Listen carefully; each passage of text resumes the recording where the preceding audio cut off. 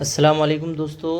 Welcome to all Unani student. Myself Mirza Abdul Qadir, pursuing BUMS at government Unani medical college Himmatganj Prayagraj. जैसा कि friends हमने कल बताया था कि हमारा जो नेक्स्ट टॉपिक होगा वो तबीयत के ऊपर होगा। तो दरअसल जो लफ्ज़ तबीयत है वो हम अपनी रोज़मर्रा की ज़िंदगी में भी कई बार सुनने को मिलता है। जैसे जब हमारा किसी काम को करने के लिए मन नहीं करता तो हम कहते हैं कि हमारी तबीयत नहीं कर रही है, या फिर जब हमारा कुछ मन नहीं लगता तो तब भी हम यही कहते हैं कि हमारी तबीयत नहीं लग रही है। अगर हम बीमार पड़ जाएं तब कहते हैं कि हमारी तबीयत ख़राब हो गई। किसी काम को शिद्दत से करना हो तब भी ये कहा जाता है कि इसको तबीयत से करना। तो आखिर क्या है ये तबीयत? आइए तबीयत को तबीयत से जानने की कोशिश करते हैं। तो सबसे पहले, जैसा कि हमारा मामूल है कि किसी भी टॉपिक को शुरू करने से पहले हम उसमें अल्फाज जो इस्तेमाल होते हैं उनको एज अ वर्ड मीनिंग पहले याद कर लेते हैं, ताकि पूरे सफ़र के दौरान जब हम तबीयत को पढ़ेंगे उसमें हमें कोई किसी तरह की दिक्कत का सामना ना करना पड़े। तो सबसे पहले कुछ वर्ड मीनिंग जो हमें याद करने हैं। सबसे पहला वर्ड आता है असल। असल का मतलब होता है यहाँ पर ओरिजिनल, और एक होता है तबीब। तबीब जो है उसको डॉक्टर को तबीब बोलते हैं। एक होता है खादिम या मुलाजिम। खादिम बेसिकली खिदमत करने वाले को, और मुलाजिम यहाँ पर नौकर को बोलते हैं, लेकिन इसी को हम इंग्लिश में हेल्पर के नाम से भी हेल्पर भी कह सकते हैं। ठीक है। एक होता है मुहाफिज, जो हिफाजत से बना है। मुहाफिज का मतलब होता है हिफाजत करने वाला, यानी प्रोटेक्टर्स। और एक होता है मुआलिज, यानी इलाज करने वाला, इसी को हम फिजिशियन भी बोलते हैं। एक होता है हयात। हयात मतलब यहाँ पर लाइफ होता है। एक ट्रम यूज़ होता है जो बीवी के लिए होता है, शरीक हयात, या कोई भी ऐसा शख्स जो आपकी ज़िंदगी में हमेशा साथ रहे उसको शरीक हयात के नाम से बुला देते हैं। तो यहाँ पर हयात मतलब लाइफ होता है। एक होता है मौत, जो हयात का अपोजिट वर्ड है, जिसको हम डेथ के नाम से जानते हैं। मुंतज़िम दरअसल इंतज़ाम से बना है। मुंतज़िम का मतलब होता है इंतज़ाम करने वाला, या इसी को हम एडमिनिस्ट्रेटर या मैनेजर के नाम से भी जान सकते हैं। एक होता है लफ्ज़ इस्लाह। इस्लाह का मतलब सुधार होता है, यानी करेक्शन करना। तो आइए अपने टॉपिक को शुरू करते हैं। तो सबसे पहले लफ्ज़ तबीयत को किसने दिया था ये पता होना चाहिए। तो एक बुकरात जिसको हम हिप्पोक्रेट्स के नाम से जानते हैं। अगर कोई मेडिकल स्टूडेंट ये कहे कि मैं हिप्पोक्रेट्स यानी बुकरात को नहीं जानता, तो उसकी मिसाल बिल्कुल ऐसी है कि कोई कहे कि मैं डॉक्टर हूँ और मैं पेशेंट को नहीं देख सकता। तो बहरहाल, क्योंकि बुकरात जो थे वो मेडिकल में अबू तिब यानी मेडिसिन ऑफ फादर के नाम से जाने जाते हैं। इनका जो ज़माना हयात था, मैंने हयात का मीनिंग बता रखा है, जब तक वो इस दुनिया में ज़िंदा रहे वो था 460 टू 377 BC तक। ठीक है, ये उनका ज़माना हयात था। अब बकौल बुकरात का मतलब है कि बुकरात ने क्या कहा था। बुकरात ने कहा था कि असल तबीब तबीयत ही है। असल तबीब तबीयत ही है, यानी असल में जो डॉक्टर है वो तबीयत ही है। तबीब तो तबीयत का खादिम है, यानी जो डॉक्टर होता है वो तबीयत का खादिम है, यानी तबीयत की खिदमत करता है। तबीयत ही जिस्म की मुआलिज और मुहाफिज है। इसका मतलब ये हुआ कि अगर एक डॉक्टर जब तबीयत को ठीक कर देता है तो फिर तबीयत ही जिस्म के दूसरे जो जिस्म में अमराज पैदा हुए हैं, जो जिस्म में बीमारी आए हैं, वह तबीयत ही उन बीमारियों को फिर ठीक कर देती है। जैसे ही हमारे जिस्म में एक बार हमारी तबीयत ठीक हो जाती है तो फिर उस तबीयत से ही जितने भी अमराज हैं, जितने भी बीमारियां हैं, वो सब ठीक हो जाती हैं। तो ये बात हो गई इसके तबीयत को किसने दिया इस बारे में।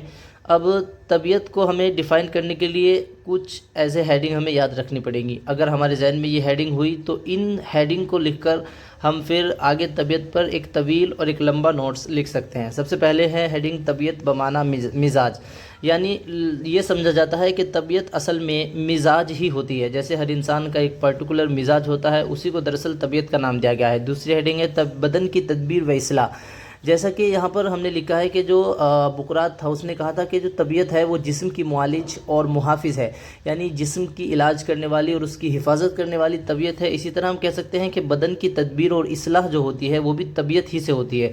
इस पर भी हम एक तवील हेडिंग लिख सकते हैं। ये हेडिंग ऊपर डालकर कि जब हमारे जिस्म में कोई अमराज पैदा होता है, जब हमारे जिस्म में कोई बीमारी लगती है, तो हमारे जिस्म की तदबीर और इस्लाह का जो काम करती है दरअसल वही तबीयत होती है। तीसरे नंबर पर बदन की तरक्की व बेहतरी का काम भी तबीयत ही करती है। ये हेडिंग डालकर भी हम लिख सकते हैं कि जब हमारे जिस्म में कोई जरासीम पैदा हो जाते हैं जिससे हमारा जिस्म मरज़ से घिर जाता है, या हमारे जिस्म में उसके अफ़आल में, उसके फंक्शन में बिगाड़ पैदा हो जाता है तो वहाँ पर बदन की तरक्की और बेहतरी का जो काम देती है वो भी तबीयत ही देती है। तीसरे चौथे नंबर पर हेडिंग है मुंतज़िम बदन, यानी हमारे जिस्म के अंदर जो चीज़ें टूट फूट होती हैं, जो चीज़ें घटती बढ़ती हैं, जिन चीज़ों को हमारा जिस्म बनाए रखता है, उन सब इंतज़ामात का जो काम करती है वो भी तबीयत ही है। इसलिए तबीयत को मुंतज़िम बदन यानी बदन का इंतज़ाम करने वाली यानी बोला जाता है। तो चौथे नंबर पर है क़ुव्वत मुनात यानी इम्यूनिटी। तो जो मॉडर्न कॉन्सेप्ट है इम्यूनिटी, आइए उसमें और तबीयत में क्या फ़र्क है ये समझने की कोशिश करते हैं। तो दोस्तों, अकॉर्डिंग टू मॉडर्न कॉन्सेप्ट हम सब जानते हैं कि इम्यूनिटी क्या है। दरअसल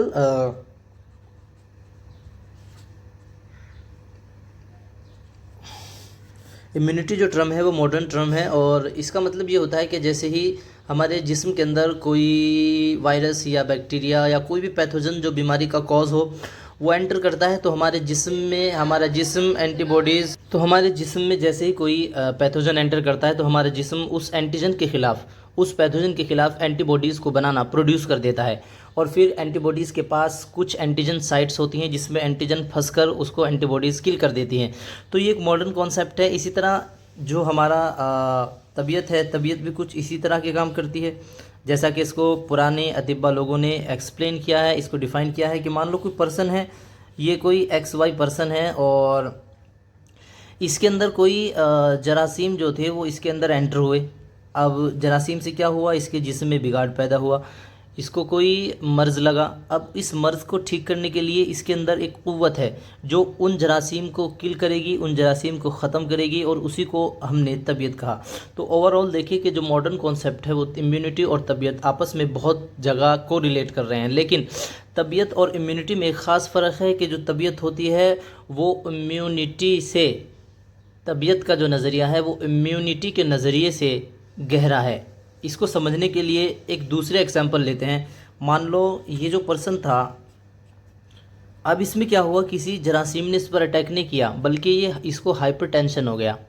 अब हाइपरटेंशन होने से मान लो इसको हाइपरटेंशन हुआ।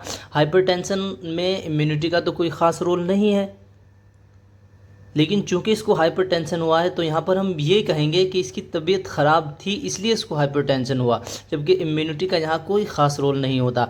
इसलिए जो इम्यूनिटी का कॉन्सेप्ट होता है वो बहुत ही लिमिटेड होता है, बहुत ही मतलब शॉर्ट रेंज होता है, यानी किसी हद तक ही एप्लीकेबल है। लेकिन जो तबीयत का कॉन्सेप्ट है वो एक वाइड रेंज कॉन्सेप्ट होता है जो बहुत अक्सर हालात में, जिस्म के अक्सर हालात में एप्लीकेबल होता है।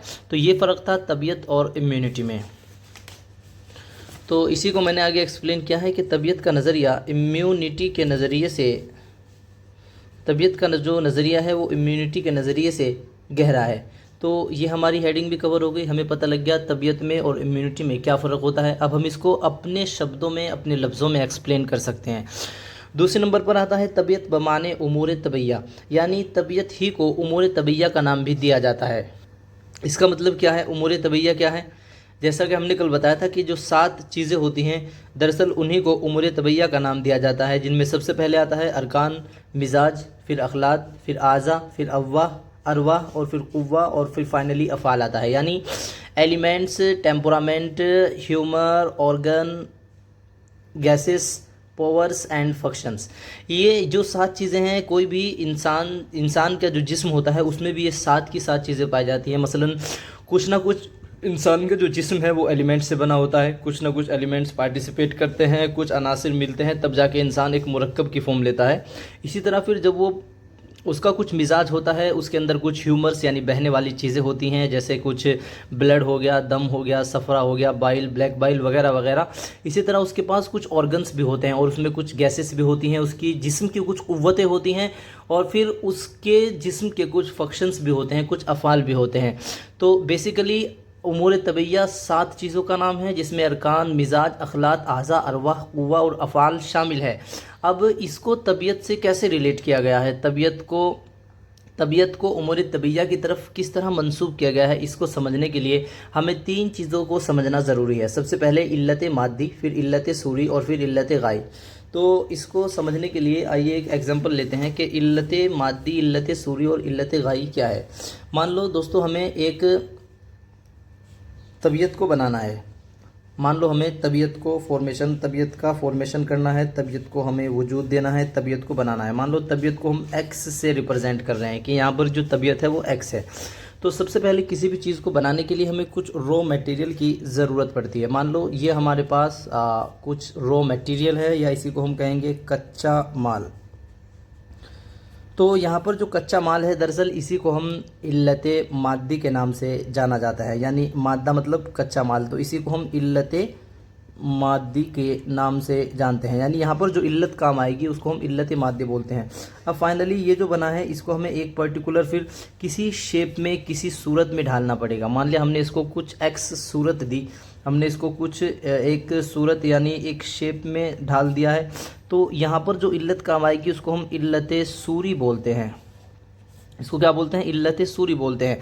अब फाइनली जो हम इसको बनाना चाह रहे थे, हम उस मकसद के लिए, जिस मकसद के लिए हम इसको बना रहे थे, हम उस मकसद जब हम उसको पूरी तरीके से जो तैयार हो जाएगा, जो हम यहाँ पर बनाना चाह रहे थे, तो यहाँ पर जो इल्लत, जो हम इससे अपने अफ़ाल, इससे जो हम अपने काम करवाना चाह रहे थे, जब ये उस पूरी तरीके से तैयार होकर उस फॉर्म में, उस रूप में आ जाएगा, जो हमारा मकसद था वह हल हो जाएगा, तो यहाँ पर जो इल्लत की ज़रूरत पड़ती है उसको हम बोलते हैं इल्लत गाई। तो बेसिकली यहाँ पर तीनों इल्लतें हमने देख ली, इल्लत मादी, फिर इल्लत सूरी और फिर फाइनली इल्लत गाई। तो माना ये जाता है कि जो तबीयत बमाना उमूर तबैया में कि जो अरकान, अखलात, आज़ा और अरवा हैं वो तबीयत के लिए इल्लत मादी का काम करते हैं, और मिजाज और क़ुव्वा जो होते हैं वो इल्लत सूरी का काम करते हैं, और जो अफ़ाल हैं वो इल्लत गाई का काम करते हैं। इसका मतलब ये हुआ, देखो ये तो हमें इसी सेक्वेंस में याद होना चाहिए, सबसे पहले अरकान, फिर मिजाज, फिर अखलात, फिर आज़ा, फिर अरवा, फिर क़ुव्वा, फिर अफ़ाल। लेकिन यहाँ पर एक चीज़ हमें याद करने के लिए नोटिस करनी पड़ेगी कि यहाँ अरकान में भी शुरू में अलिफ है, अखलात में भी शुरू में अलिफ है, आज़ा में भी अलिफ है, और अरवाह में भी अलिफ है।